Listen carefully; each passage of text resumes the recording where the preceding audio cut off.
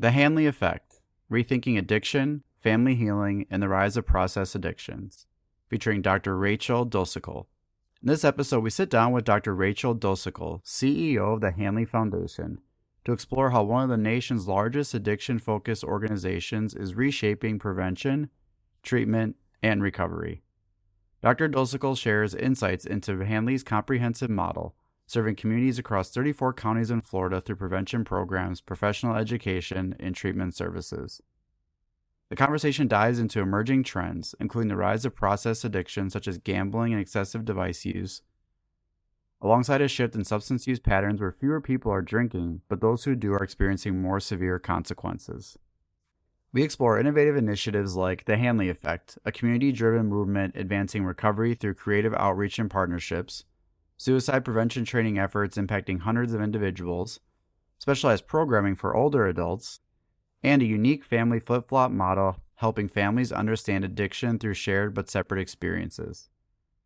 Looking ahead, Dr. Docekal shares exciting developments, including a recovery-focused bookstore and coffee shop designed as a job training program for individuals transitioning out of treatment. This episode highlights the importance of evolving with the changing landscape of addiction and the power of community, innovation, and family and long-term recovery.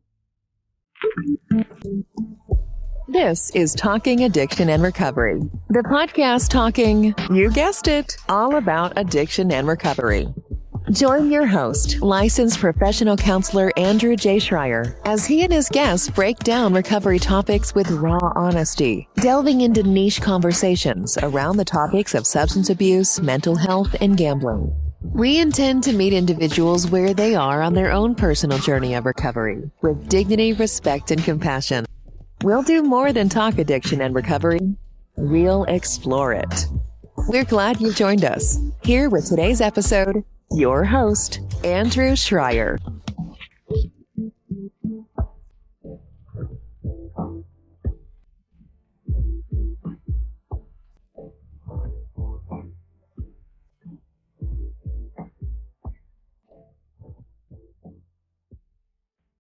Before we learn about this episode's guest, I want to take a quick minute to share something exciting. Talking Addiction Recovery Podcast now offers free continuing education credits for select episodes, currently approved through IPGGC for gambling counseling credentials, with more approving bodies on the way. You can check out what's available at andrewjschreier.com/continuing-education. I'm really proud of what we built there, and I can't wait to share more with you. Now, let's get into today's conversation. For more than 2 decades, Dr. Rachel Docekal has built a career focused on shifting from what is present to what is possible. Dr. Docekal founded the Lyra Group, a firm providing consultative services in philanthropy and organizational strategy, helping mission-driven organizations envision and achieve their goals. She served as the firm's managing director until 2023. Currently, she serves as chairman of Palm Beach County's Criminal Justice Commission, a role she has held since December 2023, and chairs the Education Policy Committee as a board member of the Economic Council of Palm Beach County. She is also a member of Leadership Florida's Cornerstone Class in Leadership Palm Beach County Focus. Dr. Docekal has been recognized on Palm Beach Illustrated's 100 list of influential leaders in both 2024 and 2025, reflecting her commitment to civic engagement and community betterment. She served as chairman of the Palm Beach North Chamber of Commerce and is a member of the Mounts Botanical Garden Board of Directors. Her career includes senior leadership roles at Nova Southeastern University, the University of Pittsburgh, and the South Florida Science Museum. Dr. Docekal comes to the Hanley Foundation with unique perspective of having previously served as the organization's CEO from 2010 to 2015. Drawing on this experience, she now oversees board and donor relations, advancing strategies that support Hanley's life-saving programs and expansion initiatives. She holds a Bachelor of Arts from Chatham College, a Master of Business Administration from the Katz Graduate School of Business at the University of Pittsburgh, and a Doctor of Education in Organizational Leadership from Nova Southeastern University. You can learn more about Dr. Docekal in the podcast notes. On this episode of Talking Addiction and Recovery podcast, we want to welcome Dr. Rachel Docekal, and we can't wait to talk to you, and thanks for being here. Andrew, thank you. This is really an honor to be with you. Before we dive into our conversation, can you give the audience a little bit of a background about yourself? Of course. I am the CEO of Hanley, We are, in fact, the largest continuum focused on eliminating addiction in the United States. We are best known for addiction treatment here in West Palm Beach, Florida, but really we do everything from evidence-based youth prevention to education of professionals and paraprofessionals, all the way through advocacy and then certainly treatment. That's great. What got you into this work, or even more specifically, how did you get involved with the Hanley Foundation? Like so many people in this field, I have lots of personal connections to addiction. I personally had a process disorder when I was in my early 20s. And just by sort of the roads of fate in 2010, ended up um, in a situation where I was interviewing for a couple of different roles, one of which was the CEO of Hanley Foundation. And I was going to take the other job, but something happened with the family the night before. I called Hanley to say no and decided, okay, this is a God thing, and ended up saying yes. And so I've been involved with Hanley since 2010. Oh, it's amazing. That's quite a few years there. What have you noticed about the work you've done since joining Hanley, and just from the get-go when you started to kind of where it is now? Any major takeaways? Anything really stands out about what you've learned through this experience? Sure. There are a couple things. First of all, and we hear it a lot, the rates of mental health have really surged. And a lot of people I hear anecdotally pointing to COVID and the pandemic. I think it has much more to do with social media. And we've seen that surge since specifically 2008, 2010, somewhere in there when folks really started to use social media. The other thing, and we're seeing this specifically with evidence-based youth prevention and now more commonly with older folks, the rates of alcohol use are down. The challenge is the people who are still drinking are drinking at much, much higher rates than they were before. So the cases that end up coming into Hanley are a lot tougher, and the acuity level is much higher than it would have been in just say 20 years ago, 2 decades ago. Yeah, that's important. I think we've forgotten about some of the other substances. I'm glad you talk about alcohol because, for a while with the work I do, opioids and opiates, really took center stage. When it came to youth, vaping was another one. And it's not like that these don't impact populations, but I also know that sometimes substances like alcohol sort of became forgotten when it was something that uh, we shouldn't have. And some of it changed, like you said, with less people doing it, but for those who were, it was, happening at alarming rates and everything. So I appreciate that.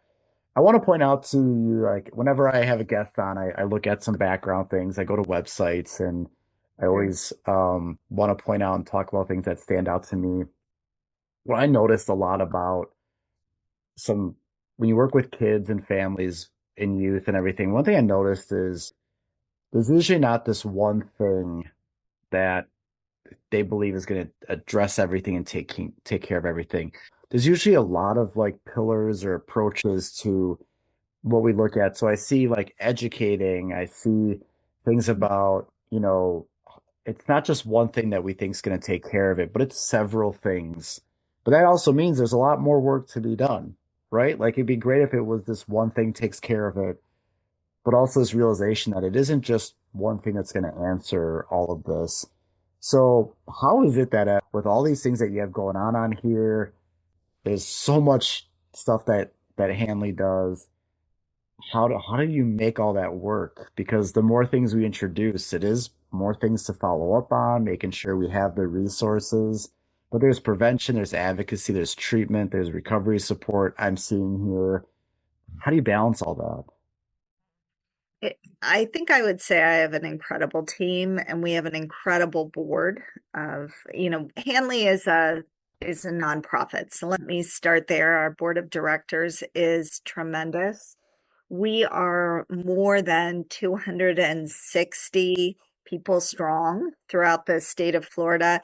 Even though we are doing work in 34 counties in Florida, we're a family and everybody who works for Hanley is tremendously passionate.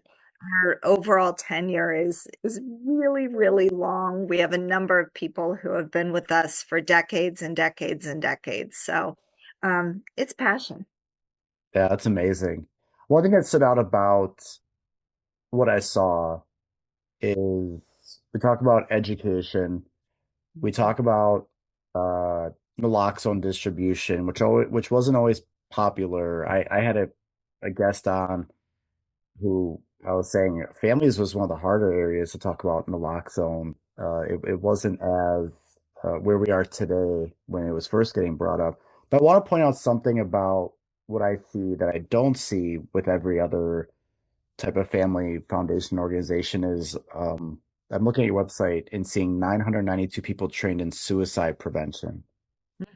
Mhm. I don't always see that when it comes to work with substance use and other things, which is suicide prevention. Is there anything you can share about why that's important? Because I think it is, but also not everyone thinks to have that as far as what services they're providing. And here you are training. I'm sure the number is now over 1,000 because 992 must be uh, when It's this was updated. But that stood out to me. I wanted to ask you about that. Is why was that important to have when you're talking about substance use and things like that? sure. Um, so let me start with the fact that Hanley has been around for more than 40 years. We are approaching 45 years at this point, and it's really hard for individuals and families to tell the difference between what they call treatment centers or rehab centers. Um, Hanley is truly a center of excellence focused on behavioral health.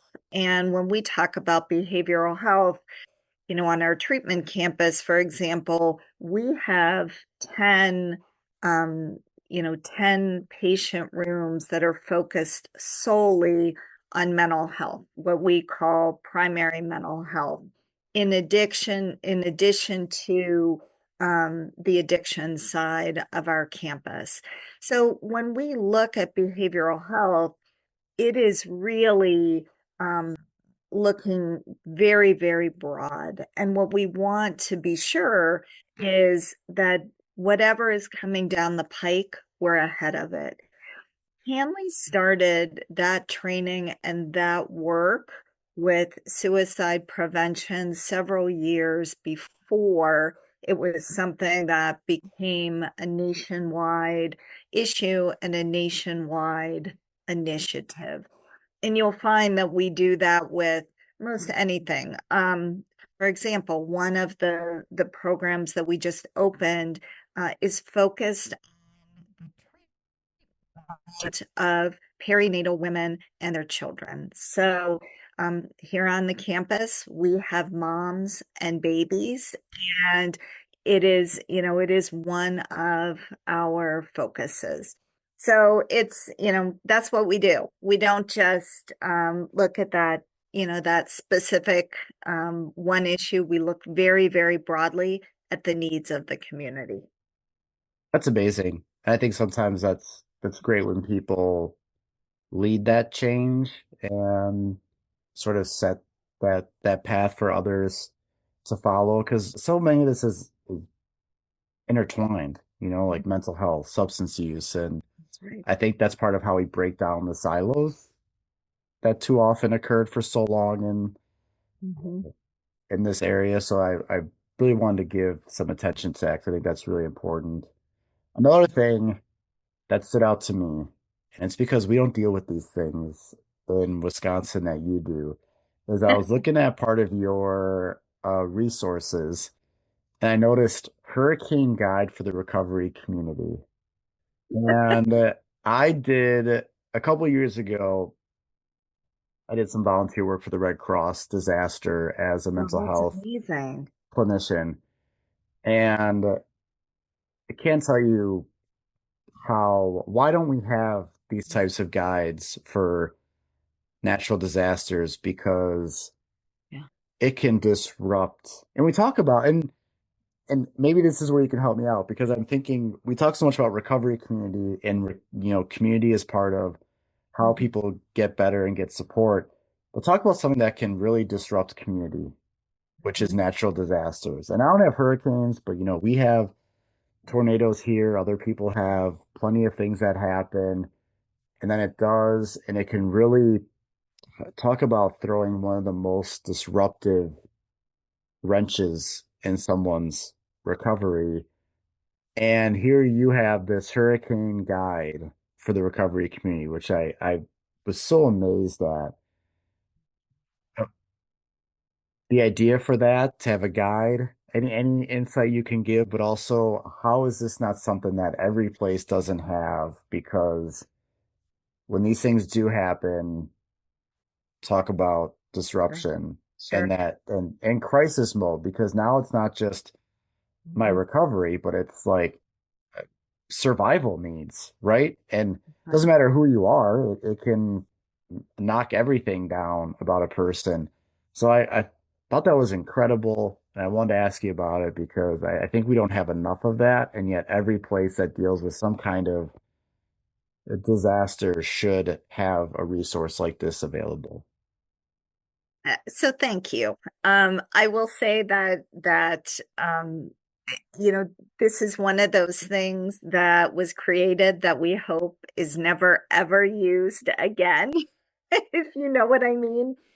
Um, so for your listeners, addiction and recovery really is about coping, those coping skills and how can we help somebody cope, in a regular day versus in a natural disaster situation.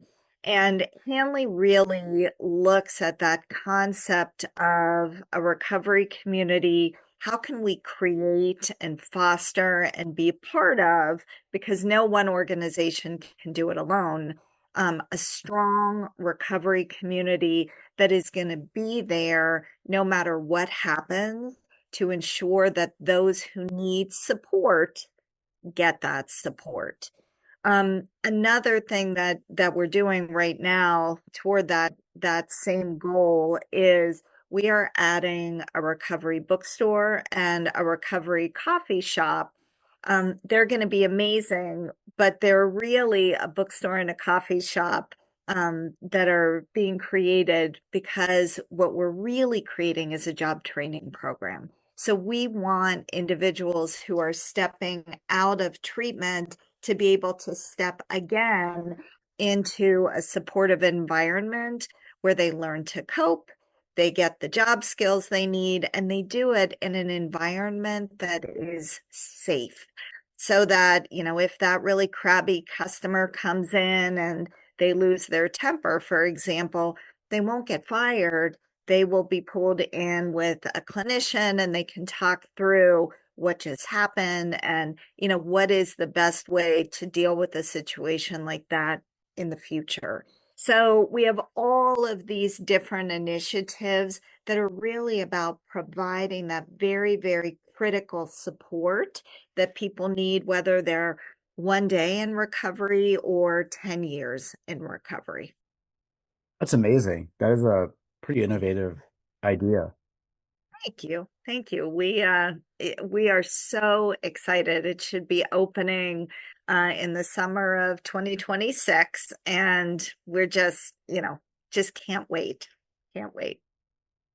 Another thing that I wanted to ask you about that stood out about it was you go to the About Us and you see the normal like mission, vision, values. You see our board, our leadership, a little history, who we serve. One thing that stood out is the Hanley effect. Like, Mhm. that's not on every uh, place's website or something. So can you talk about what the Hanley effect is, or Sure. even just anything about where it came from, or what it's about? Because that's another thing that kind of stands out about this foundation versus not every place has that. They've got the mission, vision, values, our board, our leadership, but who you have this Hanley effect. So can you share a little bit about that? Sure, sure. That was a really fun project. I will share that when we first, and I'll explain what it is, but when we first came up with the Hanley effect, we were trying to figure out how do we communicate, the Hanley effect and what it is out into the community with our donors, with our supporters, with the individuals who come to us for meetings. And so what we decided to do was create these Hanley Effect t-shirts and ask as many people as possible to take a selfie in a way that felt felt authentic to them.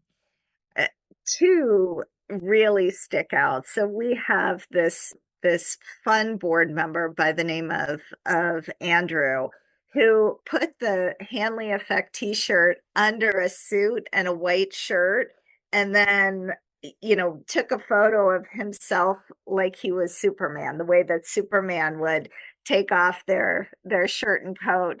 And then another supporter took photos of herself and her son upside down, to try to again illustrate the effect that Hanley can have. And for us, the Hanley effect goes back to doing whatever is needed to be done to advance recovery. And we just call that the Hanley effect. So a couple of the things that you talked about, for example, the Narcan boxes. So we created the Narcan boxes. We partnered with our different DCF agencies down here, as well as the sheriff's department and others, to make sure that they were put in places where there were very high rates of overdose from opiates. And we put those throughout the state of Florida. And we have dedicated staff and dedicated volunteers who are always going and filling them up. But it was really about making sure that saving a life and recovery was pushed forward. That's the Hanley effect. Same thing with starting this program for perinatal women. I can't even begin to tell you how incredibly gratifying, being able to be in the front lines of breaking the cycle of intergenerational trauma and addiction is. That's the Hanley effect. A recovery coffee shop where people can come and gather and, begin to reclaim their joy in recovery. That's the Hanley effect. And so we don't talk about it a lot. It's just a word and a phrase that we use for something that is going to help recovery and the spirit of recovery permeate our community. That's so amazing 'cause I feel like that could be used for, like what's your Hanley effect idea or like your Hanley effect initiative? Because I'm always, thinking of new ideas, initiatives. I think it speaks to part of the creativity that I'm driven by, and some of the things that we are challenged with. I think it gets a lot of people in the organization, the foundation, your teammates involved because you're trying to get ideas. And sometimes the most incredible ideas come from people that you forget to ask, you don't think to ask. And I get the Absolutely. sense that this like Hanley effect is a way to just draw in ideas and inspiration. So I thought that was pretty incredible. It stood out to me when I was looking over things. You So do your homework. I do, and it's just things that I want to, because it's not like you're the first foundation, you know, individual I've ever talked to or asked, and someone that's a clinician isn't the first clinician I've ever talked with or interacted with. So I'm always trying to like look at like what stands out about this place or this individual, and what is it that they do that other places aren't or do differently, to get just more insight. Because I think that's how we get better. We learn I from one love that. another and what other people doing, and not trying to keep these things under lock and key. That this is how we get better when we everyone rises to what we're doing, and how we can keep doing that. So I noticed that was one of them. I'm curious with the work that you do and everything that you have going on. When you look at where things are going in the future, I know you Mhm. mentioned like social media with kids. I know you mentioned um, some of the stuff that you have going on. Yeah, how do you look at how you have to change as a foundation based on some of the things that you're seeing? Because I can always think back to, I've been doing counseling for over 20 years, and I can think about when I worked with youth and families, the things that were on our radar back then is a lot different than it was today. When I started, vaping wasn't even a thing, and now it comes up a lot when we talk about like youth and everything. I remember naloxone being something that it was hard to even talk with families and youth about overdoses, right? Mhm. With me, if there's anything I could get a plug in here, it would be we got to talk with families and youth about gambling, sports betting, prediction stuff is one of those things. But how do you engage? What's on your radar for things that we have to pay attention to, things that we can't be ignoring? What are you seeing that now that we need to be paying attention to, um, in the future as things do change, and we have to be able to pay attention to and adapt to that as it happens? Sure. The one that I was going to go to is the online sports betting. I mean, the rate at which that has grown is, I mean, it's incredible. And we are certainly seeing our young people involved in that. Obviously, you have a listenership that is pretty educated about addiction, but almost every single one of our patients comes in with a co-occurring mental illness and a co-occurring process addiction, whether that is gambling or sexual dysfunction or eating, or even really just addiction to their handheld device in some form or fashion. And what we know is that as we see the substance use go down, those process addictions go up. And it is very, very frightening. Um, I think that at least from my standpoint, there has been really a lot of reliance on medication assisted treatment. And I want to be clear that Hanley really believes in MAT where needed. We also believe that it shouldn't be something that's lifelong. We believe that it's more like, okay, there's been an accident, you're out on a boat, you're going to grab a life preserver and you're going to hold tight to that life preserver until you can get to the shore, no matter how long that takes. But when you get to the shore, you're going to put that life preserver down. You're not going to continue to wear it for the rest of your life. And so, these are some of the things that we're looking at now. One of the benefits of Hanley is, we have our own internal IRB, a whole research division. And so we're looking at a lot of these things far, far, um, you know, in the distance from when they're going to show up and be more part of maybe what you're seeing on the news or in a news app or something like that. So we're ready for whatever that is. Yeah, because I always look at things of like trends, and Mm-hmm. a lot of times when people ask me about certain things, the people that do some of the work, that I think frontline or boots on the ground, um, it's often those people that see things before like headlines do, before, you know, that other people tend to know about it. When you mention like the sports betting, it's one of the areas of a specialty that I have that I work with as a counselor and that I speak on. And I know there's people that have been talking about this for so many years, and then now all of a sudden we hear Yeah. the headlines, we hear the people. So for me, it's so I like to ask that question for on the podcast for people who do some of this work. It's because they're seeing some of those things that we want to hear about early on and pay attention to uh, before all that goes on.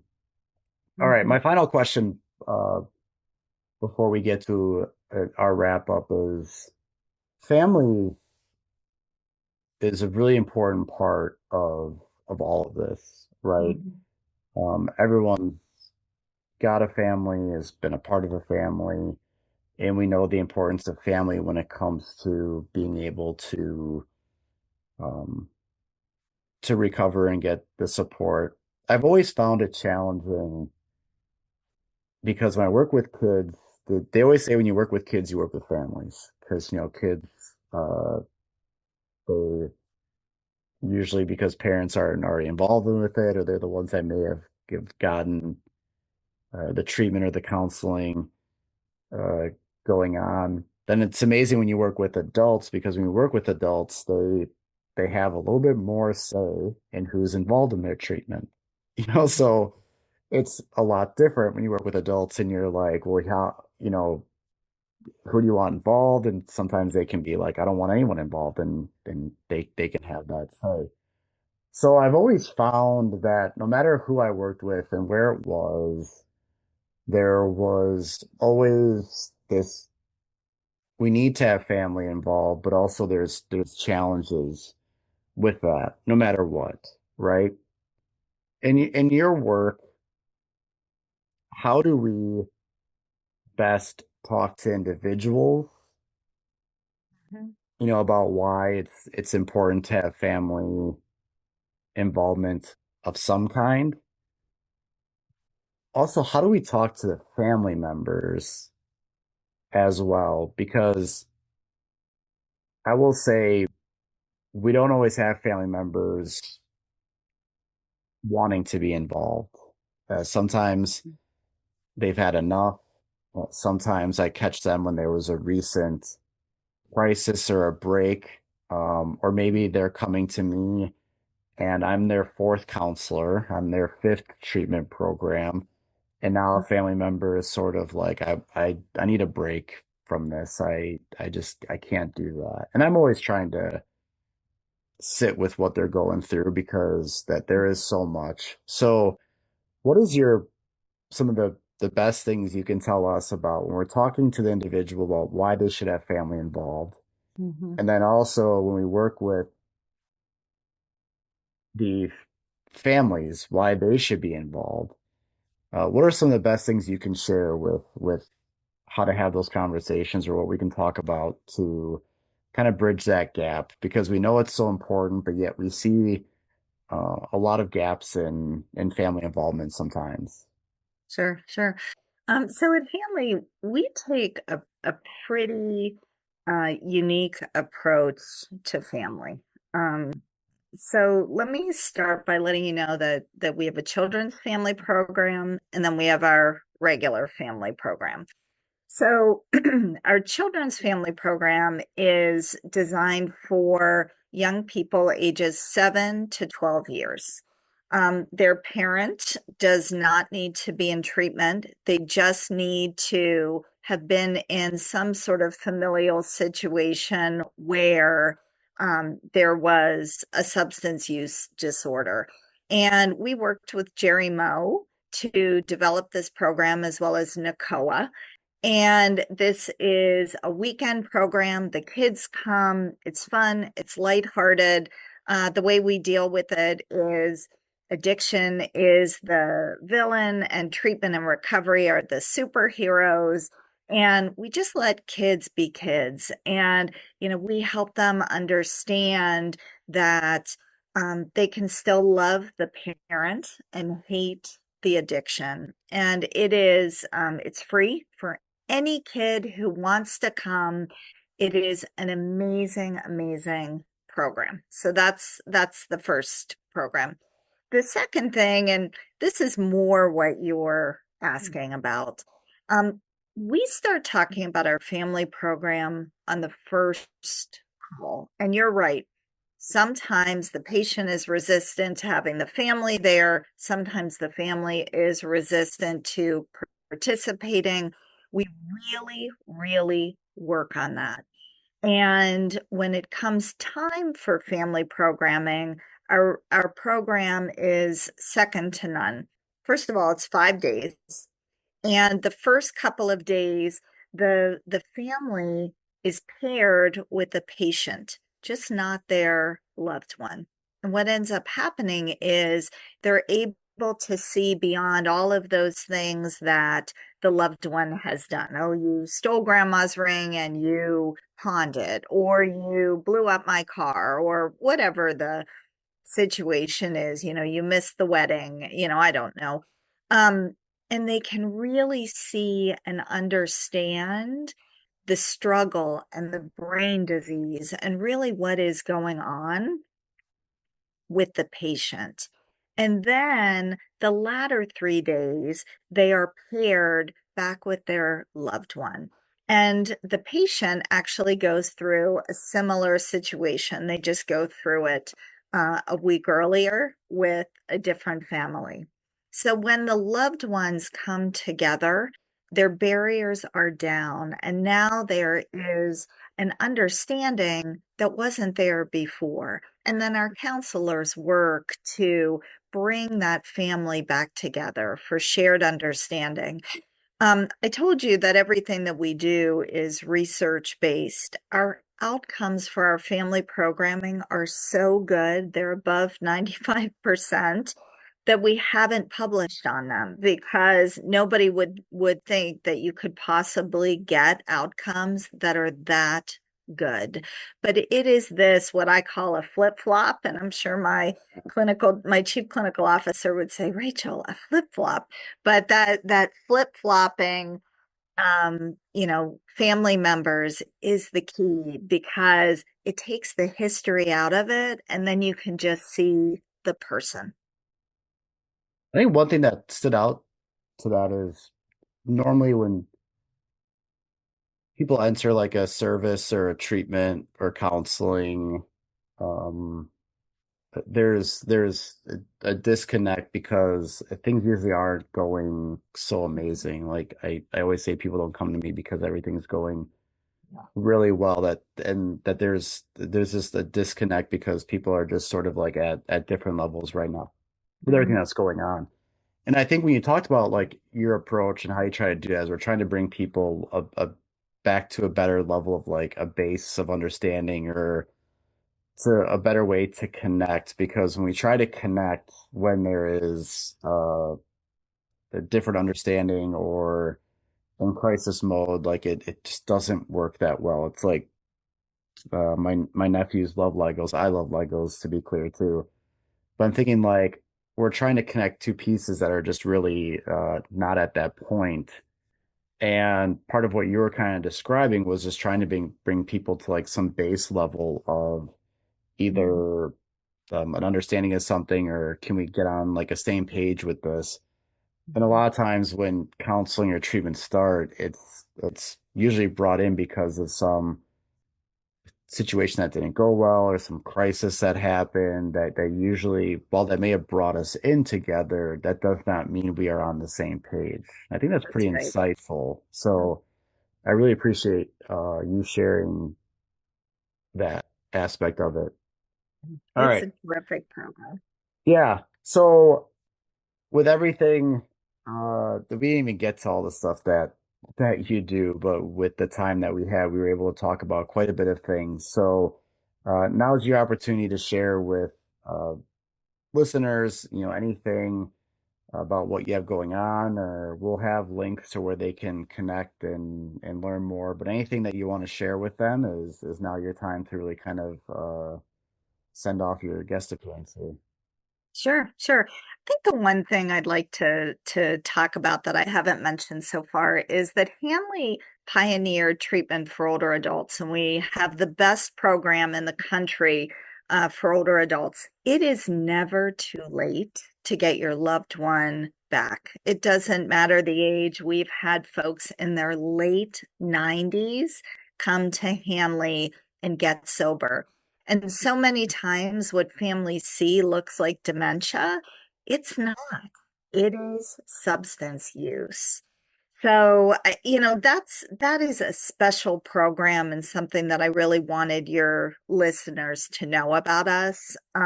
The other thing is folks are welcome if they want to explore more about our programs. You can go to hanleycenter.org, and Hanley is Hanley, or 561-841-1000.